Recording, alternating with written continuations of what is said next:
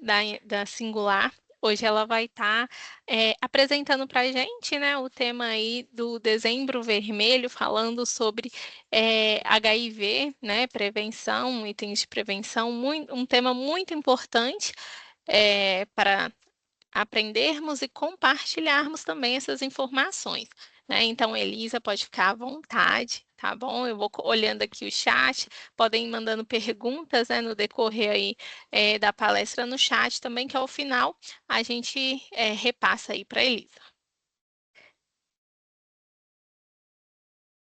Elisa? Ela congelou sorrindo. Bom que ela tá congelada sorridente, né? Ela congelou sorridente. Peraí, deixa eu chamar ela aqui. Ai, gente, ficou igual aquele meme, vocês lembram da época da pandemia?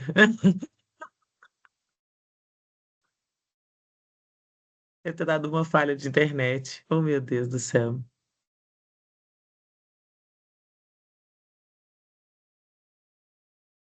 E ela falou que Léo, está acontece ouvindo a esses negócios, eu gente. só lembro dos memes. Travou bem.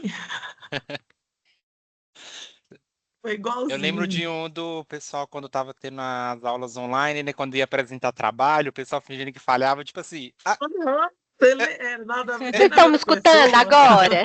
Sim, Estamos, sim. Eu Elisa. tava aqui, tava escutando, vendo vocês falando aí que eu congelei sorrindo Você pra congelou colocar o sorrindo, meme. sim, ó. Eu vendo tudo, eu participando de tudo.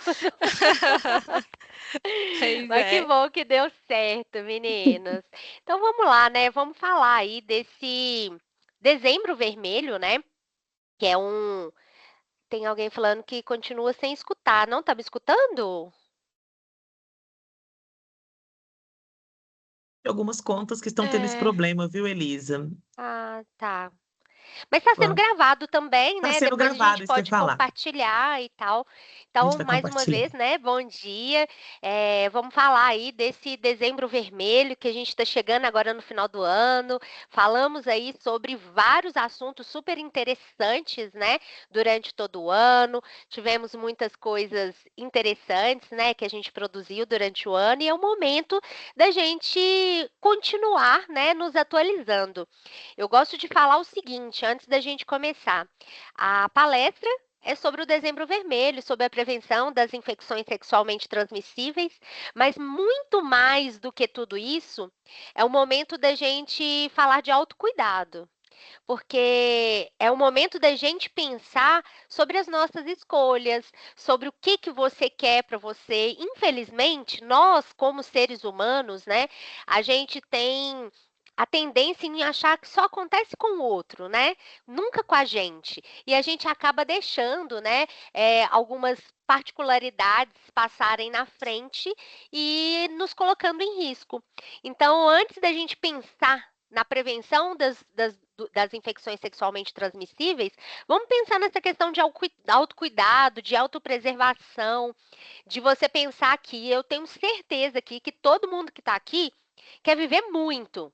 Mas como que você quer chegar lá? Né? E quando a gente fala de infecções sexualmente transmissíveis, a gente pensa ali muito na doença, né, e tal, no tratamento, com o que eu vou passar. Mas se a gente começar a pensar no lado social também, né? Quando a gente pensa no lado social, pense o seguinte: se você adquire uma dessas doenças, imagina aí, né, que uma doença sem cura que você adquire ali, que não tenha cura, tem tratamento, e tratamentos muito eficazes, mas e o seu próximo relacionamento? Como que vai ser? Como que é você contar para as pessoas, né, que você tem uma doença incurável, tão difícil, mas que é possível tratar, ter qualidade de vida, mas e compartilhar isso com quem tem o direito de saber? Também é muito difícil. Para as mulheres que querem ter filhos, também muito complicado, por mais que hoje, né, eu vou mostrar para vocês que nós temos várias formas de conseguir, né, de uma mãe ter um filho sem que o filho se infecte. Então, é a gente pensar nesse lado social, como que vai ser o meu dia a dia, né? Eu fazer uso o resto da vida de medicação, como é para eu para eu comunicar isso ao meu próximo parceiro, e que são coisas que você vai ter que assumir, que você vai ter que levar por toda a sua vida. Então, mais do que nunca, ninguém vem com uma doença escrita na testa, né? Então não vai achando porque é bonitinha, né? Tem um corpinho bonitinho, cabelo cheiroso, cabelo bonito, bom papo, ou o cara tem um cabelinho arrepiadinho, né? Musculoso, sarado, que não tem uma doença. Isso as pessoas tendem a achar muito, né? Que não tem uma doença só porque é bonito, né? Porque tá sorrindo, e não é assim. Então a gente precisa realmente falar desse autocuidado, de olhar para você, da sua responsabilidade com você mesmo. Da mesma forma que nós temos aí a responsabilidade de beber água todos os dias, para fazer bastante xixi, de se alimentar bem, de fazer uma atividade física, nós também temos essa responsabilidade de nos cuidar, de olhar para a gente, de pensar na gente. Então, eu vou compartilhar com vocês a minha apresentação para que a gente continue aí falando sobre o tema, né? Deixa eu só minimizar aqui. Aí vocês me falam se vocês estão vendo tela cheia. Já estamos Sim. vendo. Sim. Beleza. Então, assim como eu falei, a gente chegou em dezembro e nós temos aí o Dezembro Vermelho, né? Que a gente faz a campanha de luta contra essas doenças que hoje nós chamamos de infecções sexualmente transmissíveis. E por que teve essa mudança, né? É importante a gente compreender que vem para fazer muita diferença, porque muita gente fala assim, trocou de DST para IST, que ganho que a gente tem nisso, né? Que diferença que isso faz? Principalmente, gente, a mudança da terminologia, ela vem para mostrar para gente que infecção é diferente de doença. Quando a gente chegar lá para falar do HIV, vocês vão ver isso mais próximo. Mas a infecção é quando você adquire o agente infeccioso, como, por exemplo, vírus, bactéria, protozoário, fungo, que podem ser sexualmente transmissíveis. Mas isso não quer dizer que essa infecção vai desenvolver e causar a doença. A doença é quando já começam a aparecer sinais e sintomas referentes a essa infecção. Então, por exemplo, no caso do HIV, uma pessoa que se infecta com o vírus do HIV, ela pode viver anos e anos e anos seguindo o tratamento ali, sem nunca desenvolver a doença que é a AIDS. Então, ela pode ser o HIV positivo, ter o agente infeccioso, que é o vírus do HIV, mas não desenvolver essa doença. Então, por isso, é tão importante a gente falar como infecções sexualmente transmissíveis. Porque a gente precisa ter consciência que eu posso não apresentar sinais e sintomas, não ter a doença, mas eu posso passar essa infecção. Então, por isso que essa terminologia ela vem para engrandecer esse assunto. E quando a gente fala dessas infecções sexualmente transmissíveis, muitas delas têm sinais e sintomas, outras não apresentam sinais e sintomas.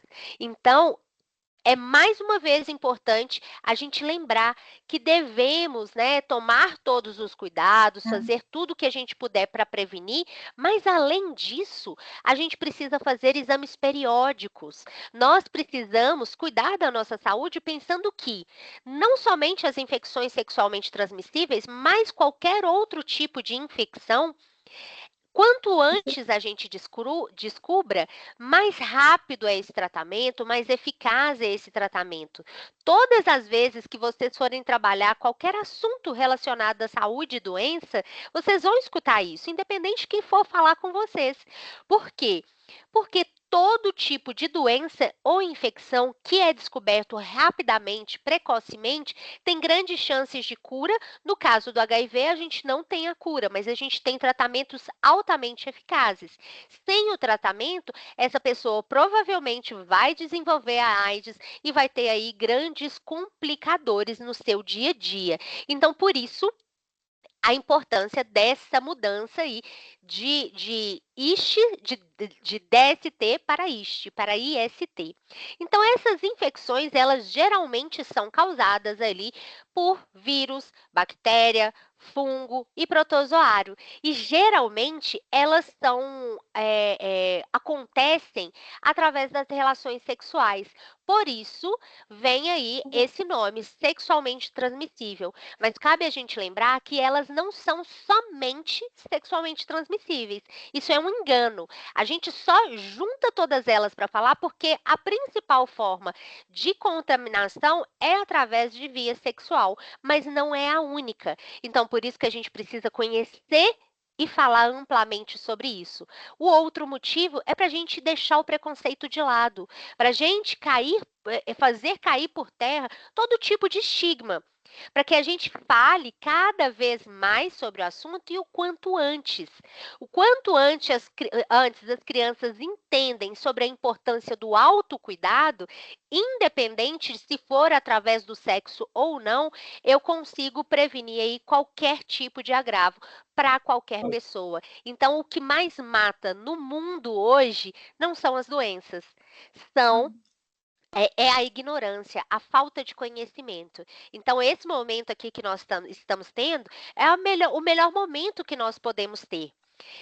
E aí a gente segue para essas manifestações. As principais manifestações, nós vamos ter aí os corrimentos, as feridas, as verrugas, mas lembrando, muitas vezes essas infecções elas não vão apresentar sinais e sintomas. Então, mais uma vez, se faz a importância da gente lembrar de fazer todo o acompanhamento. Igual eu disse para vocês, a gente pode se contaminar com vírus, bactérias, protozoários, fungos. Isso vai depender de doença para doença.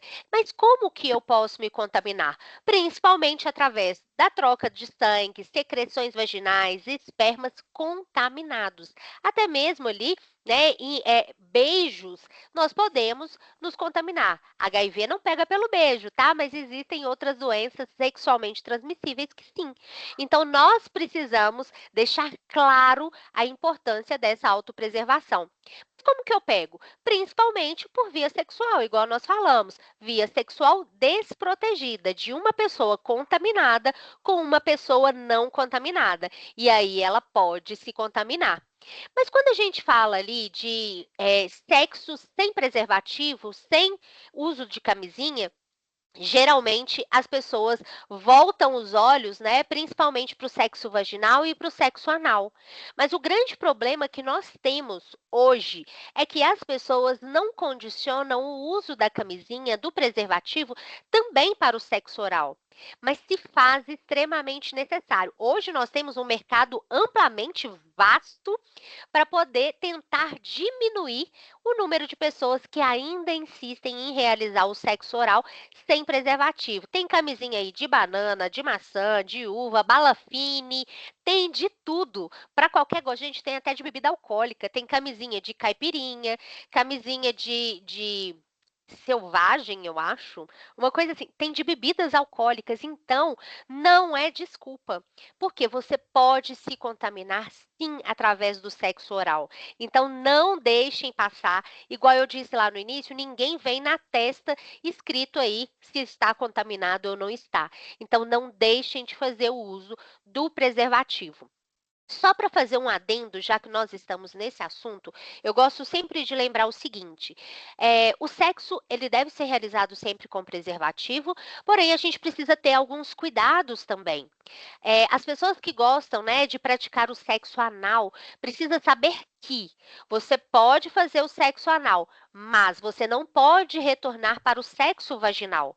A gente sai aí da fala das infecções sexualmente transmissíveis e a gente evolui para um outro tipo de infecção que é gravíssima, que pode levar até mesmo à morte. Por quê? Ali na região do ânus, do reto, no final do intestino, a gente tem diversas bactérias, diversos agentes infecciosos que, se passados para o canal vaginal, podem desenvolver uma infecção e aumentar para uma sepsemia e até mesmo evoluir aí para óbito. Então, se você pratica o sexo anal, ou tem que ser o último, né, a última prática, o último estágio do sexo, ou se você for retornar para o sexo vaginal, precisa trocar o preservativo. Não pode ser o mesmo preservativo. Combinado? Além disso, a gente pode se contaminar através de mãe para o filho. Igual eu falei lá no início, hoje a gente tem planos de parto extremamente eficazes para que a gente venha prevenir o desenvolvimento ou prevenir também a contaminação do bebê pela contaminação da mãe. Então, precisa ser falado com o seu médico, precisa ser argumentado ali, falado e deixado claro sobre todas as suas fragilidades, sobre todos os seus diagnósticos, para que a gente possa proporcionar para essa mãe um melhor parto, né, um melhor momento ali e para essa criança evitar que ela desenvolva e que ela se contamine ali. Por que que é importante a gente falar isso, gente?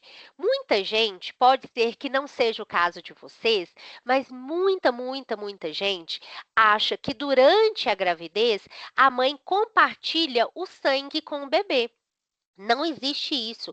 Não existe compartilhamento de sangue entre mãe e filho. Por isso que esse bebê ele não se contamina lá dentro da barriga da mãe. A mãe compartilha nutrientes com o bebê, mas ela não compartilha, e oxigênio também, mas ela não compartilha o sangue. Então, o sangue da mãe é da mãe, o sangue do bebê é o sangue do bebê. E aí, a gente tem essa falsa, né, percepção de achar que sempre, né, vai compartilhar. Só vai compartilhar, gente, tem uma pessoa pedindo para entrar, eu estou autorizando, mas parece que não está aceitando. Depois, é a Alexa, se vocês conseguirem ajudar ela. E aí, continuando, né, a gente tem essa falsa impressão de ter ali esse compartilhamento. Esse compartilhamento de sangue na gestação só vai acontecer se tiver uma intercorrência gestacional. Por exemplo, né, se tiver uma bolsa rompida ali dentro da barriga da mãe, se tiver um deslocamento de placenta, nessas questões a gente vai ter sim o contato com o sangue. Fora isso, não tem. Por isso que a gente precisa, né, fazer esse plano de parto, por isso que precisa aí ter um pré-natal muito bem acompanhado para que evite essa contaminação, combinado? Mas essa mãe teve esse bebê, ela conseguiu fazer o plano de parto ali perfeito, o bebê não estava contaminado, porém essa mãe ela não pode amamentar, combinado? Porque é uma secreção ali e aí a gente não pode, vai estar contaminado esse leite. Então ele pode fazer uso ali através dos bancos de leite, nós temos hospitais referências que podem ajudar aí, né? E também o uso aí das fórmulas, se for prescrito pelo pediatra. Combinado? Além disso, a gente tem os meios não sexuais, que vai ser o contato pela mucosa ou pele que não está íntegra, né? Com as secreções ali da pessoa que está contaminada. A gente também pode se contaminar. E nós temos o compartilhamento de perfurocortantes infectados, como, por exemplo, pessoas que fazem uso de drogas, compartilham seringas. Se a pessoa estiver infectada e o outro utilizar a mesma seringa, ela vai se contaminar. A gente precisa tomar cuidado quando for fazer tatuagem, ver se aqueles materiais que vão ser utilizados são estéreis, né? Se o tatuador está abrindo ali na hora. Se o profissional que você vai fazer ali, né, por exemplo, um botox, vai fazer um procedimento estético ou vai receber uma anestesia lá no dentista, você precisa ver esses materiais sendo abertos, porque aí dessa forma a gente consegue aí evitar que utilizem ali, façam um compartilhamento, tá? Além disso, se você se cortar com um bisturi, um alicate, uma tesoura que esteja contaminada ali com essas secreções infectadas, você também pode se infectar, certo? Mas aí a gente evolui aí para essas manifestações clínicas, que igual eu disse para vocês, a grande maioria dessas doenças pode não apresentar nenhum tipo de sinal e sintoma. Igual nós falamos lá no início também, nós falamos a importância de ter mudado de DST para IST, exatamente por isso, porque a infecção, ela não apresenta sintomas, já a doença apresenta sintomas. Então, por isso que quando a gente começar a apresentar qualquer qualquer tipo de manifestação, provavelmente já vai estar no estágio mais desenvolvido. Então, faz a importância, mais uma vez, da gente falar sobre acompanhamento, sobre autopreservação, sobre autocuidado. Quando a gente fala dessas principais manifestações clínicas, a gente começa ali pelos corrimentos. E geralmente esses corrimentos aparecem na região do pênis, né, na região da glande ali, saindo pela uretra, que é por onde o homem faz xixi e também por onde o homem ejacula. Na vagina, que ali é o canal vaginal mesmo, né? A mulher tem o canal vaginal diferente do canal da uretra. A mulher faz xixi por um caninho e a vagina dela, onde sai a menstruação, sai o corrimento, sai o bebê, entra o pênis, é um canal diferente. E também no ânus. O que a gente precisa lembrar aí sobre isso? Que as mulheres, elas têm um corrimento que nós chamamos de corrimento fisiológico, ou seja, é um corrimento normal. É uma lubrificação normal que nós mulheres possuímos. Então, nós precisamos olhar e reparar mais ainda sobre como é esse corrimento. A grande maioria das mulheres nunca sequer viram as suas próprias vaginas. Então, a gente precisa lembrar dessa importância. Eu preciso conhecer a minha vagina, pegar um espelhinho, olhar, ver o que é normal para mim e o que não é. Os homens têm uma prática muito maior de ver os seus pênis, né, de analisarem ali, e as mulheres precisam melhorar nesse ponto. Outra questão que aí já as mulheres fazem de uma forma melhor do que os homens é olhar a calcinha, cheirar a calcinha. Os homens também precisam fazer isso. Muita gente fala, ai, que nojo, é seu. E é uma forma de você se autoconhecer, se perceber se tem alguma coisa que não está tão legal assim e buscar por um auxílio ali médico, um auxílio de um profissional da saúde. Se você ali percebeu que esse corrimento ele tá esbranquiçado, é muito comum até confundir, tá? Porque o corrimento, né, fisiológico da mulher, ele vai ser mais característico ali com um corrimento mais transparente ou branquinho, mas o branquinho também pode ser referente à presença de uma infecção sexualmente transmissível. Mas se ela aparecer, ela vai estar com um odor diferente. Então a gente precisa perceber se está tendo um corrimento ali mais esbranquiçado, mais forte mesmo, mais próximo ali da cor do corretivo, sabe? Um pouco mais distante ali da clara do ovo, né, que é muito comum para nós mulheres, mas pode ser esverdeado, pode ser amarelado, mas mais do que qualquer um desses, a gente precisa reparar o cheiro, por isso a importância da gente cheirar essa roupa íntima. Se aquele cheiro tiver com um odor mais fétido, que é um odor ali mais parecido com o cheiro do cocô, é importante você buscar por ajuda. Se esse odor dessa roupa íntima está ficando muito ácido, muito parecido ali com água oxigenada, é importante você também buscar por auxílio, porque são sinais que alguma coisa não está legal. Então, a gente precisa ali de um atendimento de saúde para a gente entender o que está acontecendo, o que está mudando ali no meu corpo que merece essa atenção maior, né? Pode apresentar dor para ter relação sexual, dor também para fazer xixi, principalmente nos homens, por ser o mesmo caninho. A uretra ela vai servir tanto para fazer xixi quanto para esse homem ejacular ou ter corrimento ou qualquer outra coisa. Então, nos homens tem a maior frequência de apresentar ali dor ao urinar, mas também tanto homem quanto mulher podem apresentar aí dor na relação sexual. Nas mulheres, pode acontecer de ter essa confusão por causa do corrimento fisiológico, do corrimento normal para a mulher. Então, mais uma vez, se faz necessário a gente fazer os periódicos femininos, né? O Papa Nicolau é um exame que vai ajudar a detectar ali se tem alguma coisa estranha acontecendo no seu corpo. Então, independente, seja homem ou mulher, você precisa procurar por ajuda, precisa fazer um acompanhamento aí. Quando a gente evolui aí para uma manifestação clínica que é a ferida, a gente tem geralmente a presença dessas feridas na região genital, na região da vagina, do pênis, do ânus, mas também pode apresentar manchas pelo corpo, manchas que não doem, manchas que não coçam, mas também pode evoluir evoluir aí para vesículas, que é quando a gente tem assim, como se fosse uma bolhazinha, né, no local, ou até mesmo a ferida aberta, que pode ali causar dor, desconforto e até trazer aí algum tipo de cicatriz, né, para a região onde apresentou, mesmo sendo na região genital ou até mesmo na pele. Então, é importante a gente ficar atento a esses sinais. Uma vez uma paciente nos procurou, relatando, né, que ela estava preocupada, porque ela estava com umas manchas no corpo, achando que poderia ser alguma doença, né, relacionada às infecções sexualmente transmissíveis. No caso dela, era rubéola. E é bem diferente, né, a rubéola, mas a rubéola ela é bem mais vermelhinha, apresentam petequias, bem pequenininho, já essas manchas, geralmente elas são maiores, bem rosadinhas, né, bem mais claras do que no caso da rubéola, por exemplo. E aí a gente passa para as verrugas anogenitais. Podem ser causadas, né, podem surgir na região vaginal, na região da glande, né, que é a cabeça do pênis, na região anal, mas ela não vai se restringir somente a esses locais.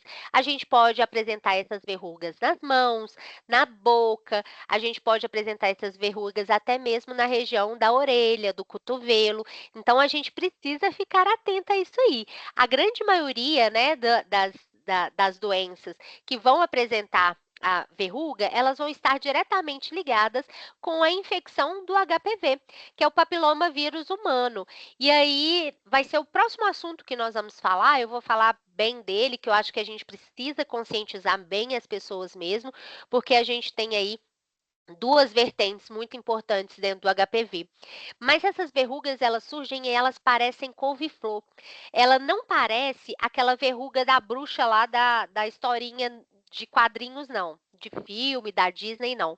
Parecem couve-flor mesmo, tá? Geralmente elas vêm com umas pintinhas em cima, assim, parecendo uns olhinhos, e elas vão brotando assim, exatamente como uma verruga, ó, como uma couve-flor. E aí nas pontinhas, assim, às vezes aparecem uns pontinhos pretos, como se fossem olhinhos, e elas saem assim. Então são verrugas um pouco diferentes daquelas que a gente conhece, tá? Geralmente tem odor, tá? Não tem um cheiro muito agradável, mas geralmente não doem muito, mas apresentam muita coceira. Então é um sinal muito importante. Então, assim como eu disse, algumas dessas doenças não vão apresentar nenhum desses sinais e sintomas, mas se faz necessário esse acompanhamento, esses exames periódicos, porque se não tratadas essas doenças, a gente pode evoluir aí até mesmo para morte. Então, para a gente continuar, vamos falar aí dessas doenças que nós começamos a falar, né? HPV, sífilis, herpes genital e também o HIV. E a gente começa com tudo falando do HPV. Assim como eu disse anteriormente, o HPV ele possui duas vertentes muito importantes da gente falar. Uma que vem ligada à prevenção e a outra vem ligada à ignorância. Então, por isso que se faz tão necessário esses momentos de troca aqui, como por exemplo esse que nós estamos tendo agora, falando. Quando a gente é informado, a gente manda a ignorância embora. Então, é isso que a gente precisa. A gente precisa de cada vez mais informação. O HPV, assim como eu já falei com vocês, é um vírus, né? E esse vírus a gente pode se infectar por via oral, via genital, via anal, pode ser ali boca, genital, genital, pode ser mão, genital, e a gente pode pegar somente de via sexual? Não. A gente pode pegar experimentando uma roupa, experimentar um biquíni, né? Que uma outra pessoa infectada acabou de experimentar, e aí você vai lá e experimenta. Você pode pegar. Você pode pegar também através ali de outros talheres, por exemplo, que foram utilizados, que não foram bem lavados. Você pode pegar no contato com as pessoas, né, encostando ali naquela ferida. Você pode acabar pegando também. E você também pode pegar ali através de mãe para filho. Pode ter essa transmissão na hora do parto. Então, na hora do parto, se não tiver um planejamento de parto bem executado, essa mãe pode acabar infectando o seu filho. E aí, gente, a gente começa a apresentar sinais e sintomas. Os principais sinais e sintomas do HPV vão ser sim as verrugas, tá? São a principal questão. Porém, ela não vai se restringir somente as partes genitais, igual eu disse. Pode ter nas mãos, boca, orelha, pode apresentar também. Mas, na grande maioria das vezes, o HPV é assintomático. E a gente imagina, né? Não, eu pelo menos não tenho acesso a dados quantitativos mesmo, mas a gente imagina que praticamente toda a população adulta já se infectou com o vírus do HPV e não apresentou sinais e sintomas. Então, a gente tem que falar mais uma vez da importância do uso do preservativo. Só que quando a gente fala de HPV, a gente tem uma coisa que é muito maior e muito melhor do que a gente ficar falando só de uso de camisinha, de tomar cuidado, né? De ver ali o que, né, o que você está utilizando, né? Se está bem lavado, se não está. Mas mais do que isso, nós temos aí a vacina. A vacina vem aí, ó, como uma vertente muito importante da prevenção. Ele ajuda que você consiga banir, né, a atividade desse vírus, caso você venha a ter contato com ele. Hoje nós temos a vacina que ela é disponibilizada para crianças de 9 a 14 anos e ela é imprescindível. Toda criança tem que tomar. O quanto antes tomasse era melhor, porque o quanto antes a gente evitaria esse contato. Porém, essa vacina ela não é disponibilizada para crianças antes dos 9 anos, porque ainda não temos resposta imunológica suficiente para imunizar essas pessoas. Então, por isso, se faz a necessidade de 9 a 14 anos. Por que que não mais do que isso? Porque provavelmente depois dos 14 anos, você já tenha se infectado. Hoje a gente tem muito estudo e a gente tem muita solução para essa infecção. A gente precisa realmente pesquisar e deixar a ignorância de lado. Por quê? Por que deixar a ignorância de lado, que é a parte ruim aí que eu disse para vocês? Porque ainda hoje tem muito pai e muita mãe muito ignorante que não permite que o seu filho tome a vacina. Porque imagina que HPV é uma doença sexualmente transmissível. Se o meu filho toma vacina contra o HPV, quer dizer que eu estou dando permissão sexual para ele. Gente, não tem nada a ver com isso, né? Não tem nada a ver com permissão sexual, até porque eu já disse para vocês que a gente pode pegar de outras maneiras, não somente por via sexual. A gente tem escolas que levam a vacinação para dentro das escolas, só que precisa, obviamente, da autorização dos pais, e os pais não autorizam. Os pais nem sequer precisam levar, já vai para a escola, principalmente escolas públicas. E mesmo assim, o pai e a mãe não autorizam. Então, a gente precisa falar mais disso para desmistificar. Não tem nada a ver com liberação sexual, tem a ver com preservação. Sabe por quê? As meninas, né, que se infectam com o vírus do HPV têm chances de desenvolver o câncer do colo uterino.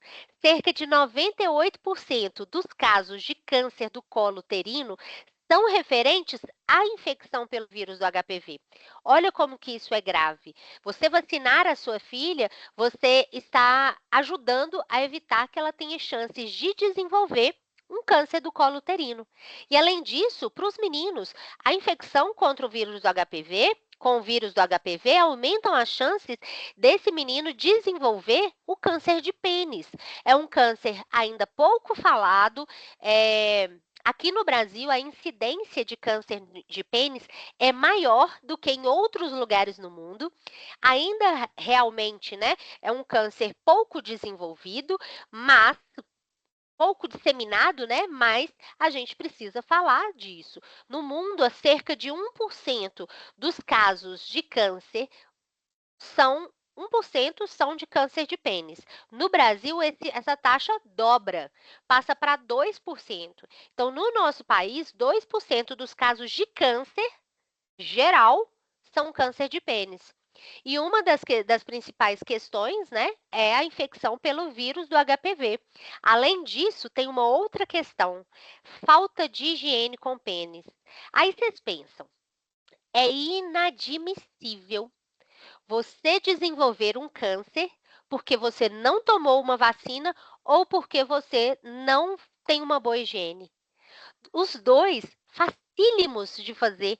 Então é inadmissível que ainda tenha gente desenvolvendo câncer de pênis porque não toma a vacina do HPV ou porque não faz a higiene correta. Para as meninas, a mesma coisa.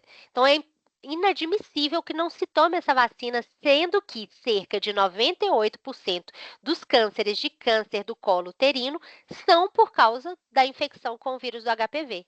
Então é inadmissível. A gente precisa falar mais e mais e mais e mais e incentivar o quanto pudermos a fazer com que as pessoas abram a mente e vacinem os seus filhos. E aí, a gente evolui agora para a sífilis, né? Sífilis é uma doença grave, bem grave, e diferente do HPV, ela é causada por uma bactéria. O HPV é vírus, sífilis é bactéria. É uma doença curável e exclusiva do ser humano. A única que nós vamos falar aqui que não tem cura ainda, é o HIV. Mas todas as outras têm. Porém, a sífilis é curável, porém muito, muito, muito grave, que pode levar ao paciente a óbito. A principal forma aí de você se contaminar vai ser sim através de via sexual desprotegida com uma pessoa infectada e também durante a gestação ou parto, caso tenha esse compartilhamento ali de sangue, pode acontecer. Então, mais uma vez, é importantíssimo que a mulher faça um pré-natal adequado e um plano de parto especial para ela, para que a gente evite essa contaminação do bebê. Para a gente prevenir, é usar camisinha, ficar atento ali, né, à utilização de seringas, pérfuros cortantes, desde que sejam realmente, né, limpos, realmente estejam estéreis, sejam novos, para que a gente evite a contaminação. E a sífilis, gente, ela geralmente, ela passa por 4 fases. A fase é onde você se contamina e não apresenta nenhum tipo de sinal e sintoma, assim como nós falamos anteriormente, algumas não apresentam ou algumas fases não apresentam sinais e sintomas, que nós chamamos de fase latente. Em seguida, a gente evolui aí para a fase primária da sífilis, que vai ser ali entre 10 e 90 dias após o momento que você se infectou, né? Após o momento ali de risco que você se expôs. Nesse momento, aparece uma ferida. Essa ferida não dói, mas ela coça muito, ela arde bastante, não tem pus e não tem cheiro. Ela aparece ali, de repente ela some. E aí a pessoa não procurou por auxílio, não procurou por ajuda, não foi ao médico, desapareceu, ela, ó, tá tudo certo, foi uma feridinha boba, danada. Quando ela já volta na fase secundária, que vai ser aí de 6 semanas a 6 meses depois do momento que você se contaminou. E aí começam a aparecer sintomas que realmente incomodam, como aquelas manchas no corpo que eu disse para vocês, né? Umas manchas mais rosadas, podem aparecer por todo o corpo. Nesse momento a pessoa já começa a sentir febre, mal-estar, dor de barriga, algumas pessoas relatam aí vômitos, muita dor de cabeça. É nesse momento que essa pessoa busca por uma ajuda, porque ela realmente se sente desconfortável. Mas se ela não procurar, passa também. Vai desaparecer esses sinais e sintomas e a pessoa fala: "Ah, foi uma gastroenterite, né, que eu tive". Qualquer dor de barriga, vômito, dor de cabeça, as pessoas falam assim: "Ah, é, você comeu alguma coisa que não te fez bem, é uma gastroenterite, vai passar". E aí passou. Quando volta, volta na fase terciária. E aí, gente, olha para vocês verem, a gente pode apresentar a fase terciária de 1 a 40 anos após você ter se infectado, muito tempo depois. Porém, nessa fase já é uma fase gravíssima e que pode levar a óbito. Ela começa a apresentar problemas neurológicos, problemas cardiovasculares, problemas ósseos, muitas lesões pelo corpo e pode realmente levar esse paciente a óbito. Durante a gestação, a mãe que tiver o filho ali, né, a gente precisa pingar um colírio nos olhos, porque senão pode instalar nos olhos e levar esse bebê à cegueira. Então, tudo tem que ser bem acompanhado. Então, se você apresentou qualquer um desses sintomas, corra e busque por ajuda aí. Mas mais do que isso, faça exames periódicos, porque o quanto antes você descobre, mais fácil, mais rápido é esse tratamento e, no caso da sífilis, tem cura também. E aí a gente evolui para uma outra doença, que é a herpes genital, muito conhecida, principalmente quando ela aparece ali na região perioral, né, na região ali da boca, na região do céu da boca, da bochecha, essa é a mais conhecida. A herpes, diferente lá da sífilis, que é bactéria, a herpes também, assim como o HPV, é causada por um vírus. E esse vírus, nós temos 2 tipos. O tipo 2 vai estar ligado às lesões genitais e o tipo 1, aquelas periorais, igual eu disse para vocês, região da boca, céu da boca, bochecha, tudo isso aí vai estar ligado mais ao tipo 1. Esse vírus do herpes genital é um vírus difícil da gente passar. É um vírus que tem como se fosse uma capa de queratina de proteção. E aí a gente não consegue adentrar, por isso é tão difícil da gente tratar e elas vêm em reincidivas, né? Mas a grande maioria das pessoas que têm herpes genital, elas não apresentam nenhum tipo de sinal e sintoma. Somente de 13 a 37% das pessoas que têm herpes que vão apresentar aquelas lesões tão conhecidas, né? Como aquelas feridinhas, aquelas lesões ali no cantinho da boca, na região da vagina, na região do pênis e até mesmo do ânus. Você pode pegar de diversas maneiras. O contato direto com a ferida, na região genital, na região da boca, pode fazer você pegar. Então, não compartilha batom, gloss, né, manteiga de cacau. Toma cuidado, né? A pessoa que você está beijando, você pode acabar pegando se tiver a ferida ali. Na região ali, né, genital, também a relação sexual necessita de ser feita com uso de preservativo. É bom a gente lembrar disso agora, para a gente falar o seguinte: estamos falando aí do uso da camisinha. A camisinha masculina, ela é grande, conhecida, todo mundo conhece, mas nós também temos a camisinha feminina.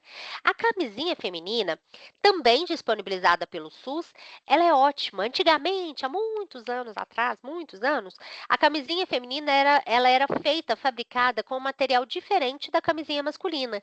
Com isso, na hora da relação sexual, fazia um barulhinho. Sabe aquele barulhinho assim, parecendo sacolinha do supermercado? E isso fazia com que as mulheres não quisessem mais utilizar essa camisinha. Hoje, ela é fabricada com o mesmo material da camisinha masculina, ou seja, não tem barulho e tem uma vantagem. Sabe qual que é a vantagem? Você pode colocar ela de 6 a 8 horas antes de ter a relação sexual. Teve a relação sexual, tira e joga fora. Mas você pode colocar bem antes, por exemplo, você vai para uma festa. Você pode colocar ela antes de ir para a festa, e aí depois que você tiver a relação, você tira e joga fora. Isso é liberdade sexual, independência sexual. Se o rapaz ou se a outra moça não quiser utilizar a camisinha, você está com a sua e pronto. Né? Ela é fácil de ser colocada, ela possui algumas vêm com um anel na parte de baixo, né? Outras vêm com uma esponjinha e é só você apertar no meio, formando um 8, e aí você coloca no canal vaginal. Ela é boa porque do lado de fora ela é grande, e aí muitas mulheres relatam o seguinte: que por ela ser maior, né, do lado de fora, o homem pode fazer o sexo oral com essa camisinha ali mesmo, porque ela vai estar protegendo toda essa genitália. E além disso, tem um anelzinho do lado de fora. Esse anel, ele fica bem próximo e em contato com o clitóris, fazendo com que durante a relação sexual essa mulher sinta mais prazer e tenha mais orgasmos durante a relação sexual. Então, ela ainda vai ajudar, vai dar um quê a mais aí. Então, ela pode ser usada tanto para o sexo oral quanto para o sexo vaginal e também dá um estímulo ali. Então, utilizem, tá, meninas? Ela, se for comprar, ela é mais cara sim do que a camisinha masculina, mas ela é excelente. Combinado? Quando a gente fala aí dos principais sinais e sintomas, a grande maioria das pessoas conhecem, vão ser aquelas lesões vermelhinhas, às vezes a gente tem pequenas formações de bolhas, geralmente essas bolhas são bolhas de sangue, diferente daquelas bolhas de água que a gente geralmente vê, que vem queimadura também, são bolhas de sangue. E aí, às vezes, a mulher, por exemplo, vai ao banheiro, seca e sentiu uma dorzinha ali, viu um pinguinho de sangue e fala, era uma espinha. Pode acontecer da gente ter uma espinha, mas pode ser que seja um sinal e que seja um herpes genital. Então, tomem cuidado e fiquem atentos, olhem para a parte íntima de vocês, se conheçam, vê se está tudo certo. Pode também trazer febre, dor, mal-estar, ardência para fazer xixi, pode apresentar íngua nas regiões ali da virilha. Por quê? Porque a gente tem nessas regiões, nós temos na região da virilha, na região aqui do pescoço, na região embaixo do braço e atrás do joelho, que nós chamamos de região popítea, nós temos aí os linfonodos. Os linfonodos, eles servem ali para aguçar a nossa imunidade, os nossos anticorpos. Então, quando a gente tem íngua nesses lugares, quer dizer que tem uma infecção próxima ali.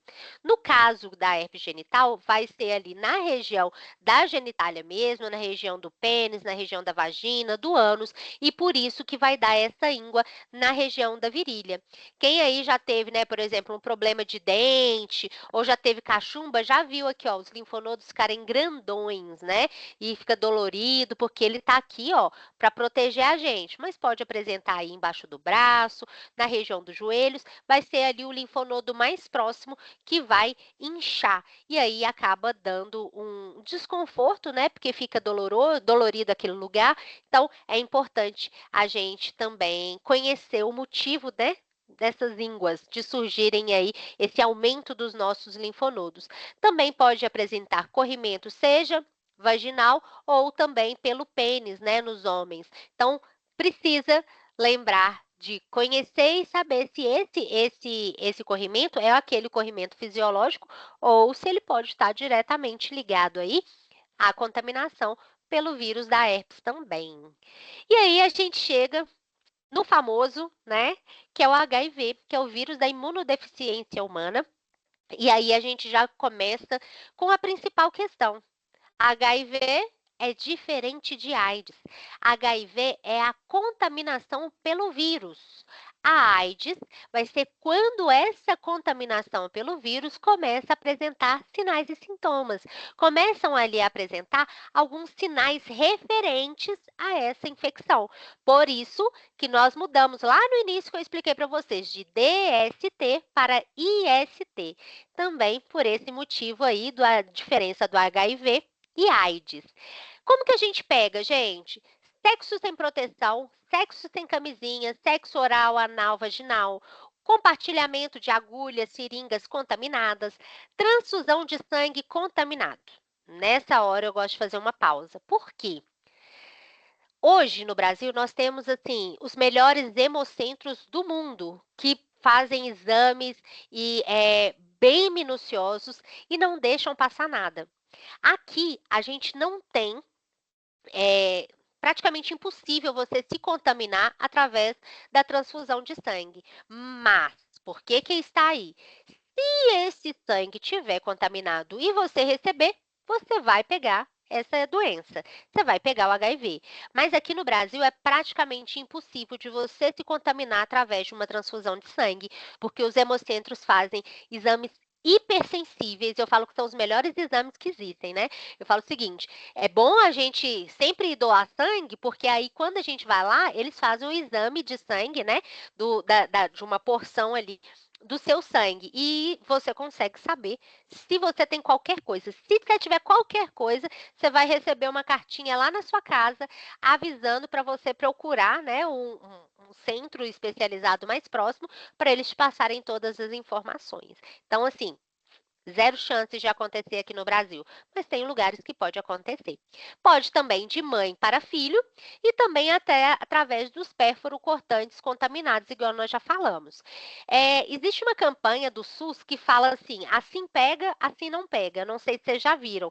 E assim não pega. Não pega AIDS através do beijo, não pega através do sexo protegido, não pega HIV através de suor e lágrimas, aperto de mão, piscina, não pega da doação de sangue porque são muito bem testados, não pega do assento do ônibus e por aí vai.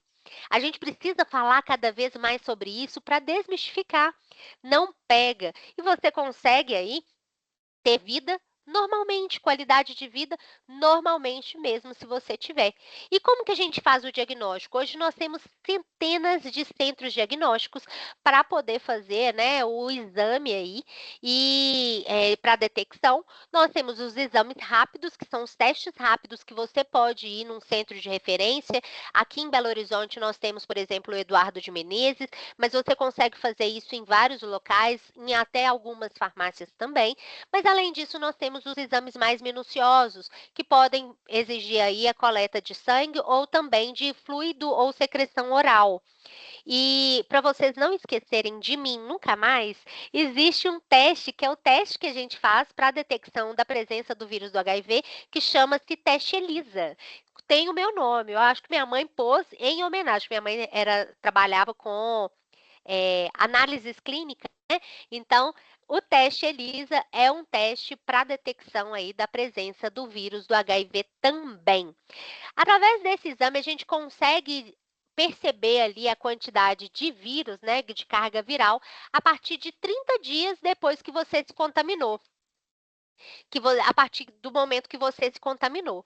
Então, esse é um período que nós chamamos de janela imunológica, que é o período aonde você se contamina até a gente ter proliferação dessa carga viral, dessa quantidade de vírus dentro do seu corpo lá, para começar a surgir e ali nos exames a presença desse vírus, tá? Gente, é importante falar o seguinte: o que é o vírus do HIV? Provavelmente, grande parte de vocês já escutaram falar assim, tal pessoa se contaminou com o vírus do HIV, mas ele não morreu de HIV, não morreu por causa da infecção, não morreu de AIDS, ele morreu, por exemplo, de pneumonia. Provavelmente vocês já escutaram isso. E por que isso acontece? A infecção pelo vírus do HIV é o seguinte: você se contamina. Na hora que você se contamina, esse vírus, ele chega não para poder te agredir, ele chega para dominar todo o seu sistema imunológico. Então, ele pega os seus anticorpos, que são a nossa proteção, e domina eles, escraviza eles, fala: agora vocês não vão trabalhar defendendo essa pessoa mais não, vocês vão trabalhar para mim. E aí, quanto maior tiver essa carga viral, mais dependente vai estar o nosso sistema imunológico, mais baixinho. Por quê? Porque o vírus do HIV foi lá, pegou esse sistema imunológico e botou para trabalhar para ele. Então, ele fica ali, sem atividade o nosso sistema imunológico, tornando a pessoa muito mais susceptível a desenvolver qualquer doença, a ficar muito grave com uma simples gripe.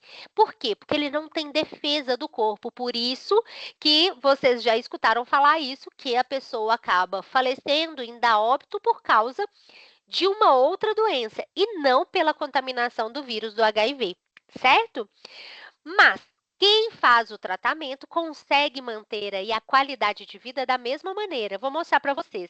Mas antes, só para falar para vocês, para lembrar sobre isso, cerca de 99% das mães que fazem um pré-natal adequado, um plano de parto bem estruturado, de acordo com o que ela precisa, conseguem evitar que o bebê nasça com HIV.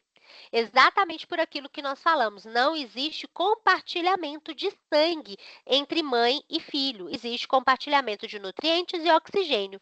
Se esse plano de parto ali for bem estipulado, bem preparado, essa mãe consegue ter esse filho e ele não se contaminar com o vírus do HIV. Então, gestantes precisam fazer todo o acompanhamento necessário. E para tratar, não existe cura, mas existe tratamento. O tratamento ele é feito com medicamentos antirretrovirais. E o que esse medicamento vai fazer? Vai evitar que a gente tenha o enfraquecimento do nosso sistema imunológico. Como?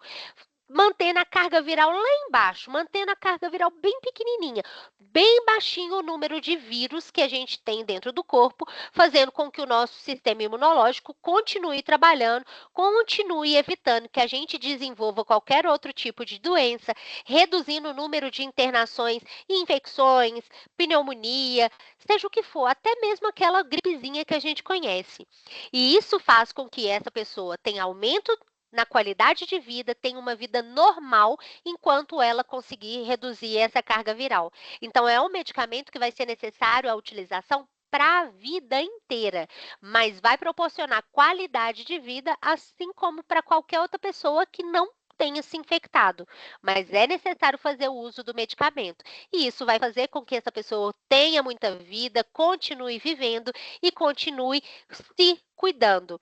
Lembrando que a pessoa não desenvolveu a doença, não vai desenvolver ali o HIV, o HIV não vai desenvolver a AIDS, mas ele pode ainda passar o vírus do HIV. Então, é importantíssimo que tenha um acompanhamento bem próximo com o seu médico de confiança.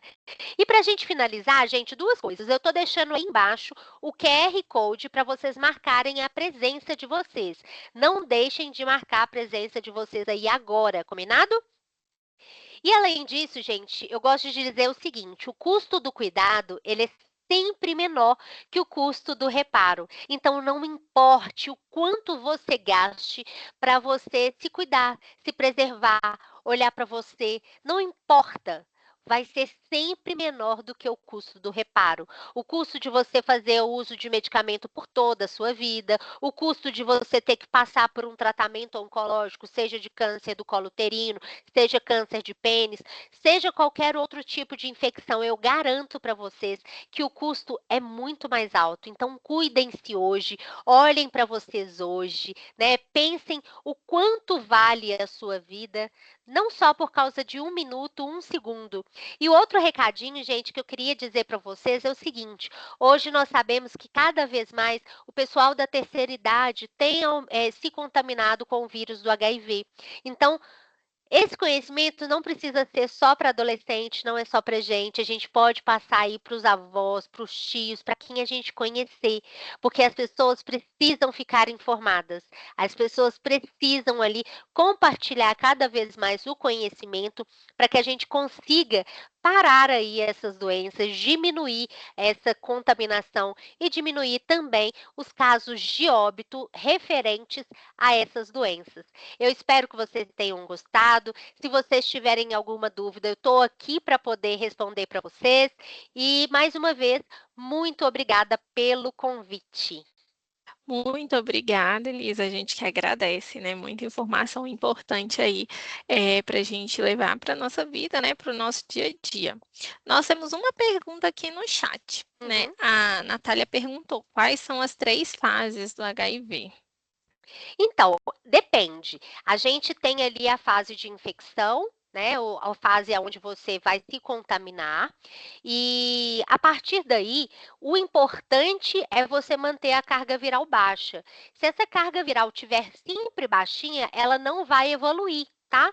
Não vai ter outra fase até a gente acabar desenvolvendo a AIDS. Então, o importante é isso, é você fazer o controle para que a carga viral esteja sempre baixinha. Mas, caso essa carga viral venha aumentar, né, vai ter a fase da infecção, o aumento e proliferação desses vírus. Depois você começa ali a entrar na fase de apresentar algumas síndromes, né, referentes ali a adoecimentos, referentes à presença, ao surgimento e desenvolvimento do HIV. E depois, do HIV não, da AIDS. E aí, a partir daí, realmente, ela se consolida como AIDS. Entendido. Pessoal, mais alguma pergunta? Agora é o momento.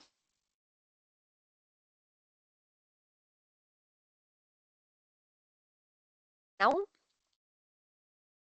Então, É. ótimo, né? Quer dizer É que sanaram excelente. todas as dúvidas. Exatamente. Aqui, ó, apareceu mais uma perguntinha. Entendi que com o pré-natal adequado a mãe não transmite a doença para o bebê. No entanto, quando isso não ocorre, como a transmissão acontece? Na hora do parto. Na hora do parto, porque aí você vai ter contato com o sangue. Por exemplo, se esperar a bolsa estourar, né? Então aí o bebê vai ter contato com o sangue, na hora de cortar o cordão umbilical, todos esses momentos ali, se o bebê aspirar, por exemplo, né, a mecônio ou até mesmo o líquido amniótico, ele pode acabar se contaminando. Então, é na hora do parto mesmo, se não fizer o acompanhamento. Entendido. Mais alguma perguntinha? Podem Não? abrir os microfones, gente, também. Exatamente. Fiquem à Por nada, vontade. Juliana.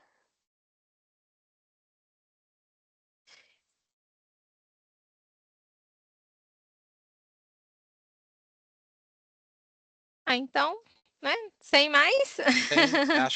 Acho que o Eli tá querendo fazer pergunta, ele tá digitando. Ah, tá. Então vamos aguardar. Enquanto isso, né, quem puder abrir as câmeras aí para a gente fazer aquele nosso registro final também, tá? Já vamos aproveitar e adiantar. Exatamente. Ele perguntou quem pode se vacinar contra, né, o HPV. Pode se vacinar meninos e meninas de 9 a 14 anos. Também pode receber a vacina quem faz tratamento oncológico, quem recebeu também transplantes e também quem tem o vírus do HIV. Por enquanto, são só Entendidos. esses. Mas isso seria vacina gratuita? Tem vacina Gratuita, isso, É particular tudo gratuito pelo SUS. para quem não faz parte do grupo querer poder se vacinar, ou Elisa? Não é eficaz. O que a gente Não? entende é o seguinte, que provavelmente existe sim como que chama, gente, o laboratório? Tem um laboratório que tem várias vacinas, o Hermes Pardini. O Hermes Pardini, ele tem a vacina do HPV. Você pode tomar sim, mas não se mostra assim, né, nos estudos que o SUS segue tão eficaz assim, mas você pode tomar. Eu, por exemplo, eu fui contaminada com o vírus do HPV aos 8 anos de idade na escola. E aí, na época, isso há 30 anos atrás, né, gente? Tenho 39 anos. Há 30 anos atrás não se conhecia tanto sobre o HPV. E aí eu tive que passar por muitos exames, eles acharam até que podia ser câncer. Aí o meu deu nas mãos. Eu não tenho, não dá para vocês verem direito, mas eu não tenho sequela nas mãos. Mas eles achavam que poderia dar sequela em volta, sim. Mas aí apareciam as verrugas em volta das unhas e eu participei, eu tomei todas as vacinas que vocês imaginaram, eu fiz todos os processos. Então, por exemplo, eu fiz a análise, né? Se era efetivo, eu fui cobaia dessa vacina. Então, assim, eles pegavam, faziam os exames para ver qual que era a minha resposta imunológica naquele momento. Tomei uma dose, qual que era a outra? Eu tomei 3 doses. Depois de muitos anos depois, uns 20 anos depois, eu tomei novamente, exatamente para a gente ir fazendo. Então, hoje a gente tem 3 doses, né? Mas no meu caso, eu tomei tantas que eu não sei nem contar para vocês, por causa disso, porque na época ainda não se conhecia, não tinha protocolo, né? Mas foi assim, e acabou que foi rápido, tá? Foi um processo de pesquisa muito grande, mas de efeitos de sinais e sintomas acabou rápido. Mas assim, dava insensibilidade, essas verrugas eram insensíveis, e aí usava Será que ácido para poder cair. Então, não perdia ali, né, a sensibilidade local. Aí as minhas amigas, né, tudo criança, pegava alicate, todas iam tirando, assim, dava pra gente ver a raiz das minhas unhas, assim, porque Nossa. perdia a sensibilidade por causa das verrugas. Coisa de criança, né, gente? Mas não façam isso. Mas Meu pode Deus. apresentar mesmo. Hoje Você são descobriu que se contaminou na infância porque você começou a ter as verrugas. as verrugas, só por isso. E como que você soube que foi na escola? Porque contato com criança. O que os médicos acreditavam era isso, né? Que eu tinha pegado de alguma criança. Não tinha vida sexual, nem nada disso, não tinha outra forma de pegar. Quando eu cresci, eu atendi uma paciente que pegou na garganta. E ela pegou através também ali do parto, na hora do parto, ela pegou e instalou na garganta. Só que ela teve sequelas. A voz dela ficou masculina. Caramba, Até os 3 gente, anos ela tinha voz feminina e depois ficou masculina. Ela teve que sequela nas cordas vocais. Então pode acontecer, né? Mas hoje, pelo protocolo que o SUS montou, não se faz eficaz, assim, muito eficaz a gente fazer, né? Mais tarde, tardiamente, porque provavelmente a gente já pode ter tido contato com o vírus. não é muito rápido, estou impressionado. Ótimo. Obrigada pelo esclarecimento, viu, Obrigada, Elisa? pessoal. Precisando, eu estou à disposição. Espero que ano que vem a gente tenha vários encontros como esses.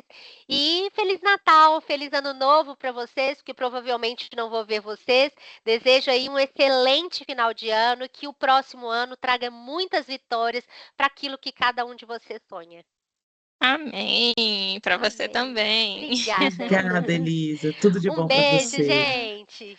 Um Tchau, beijo. tchau. Tchau. Tchau.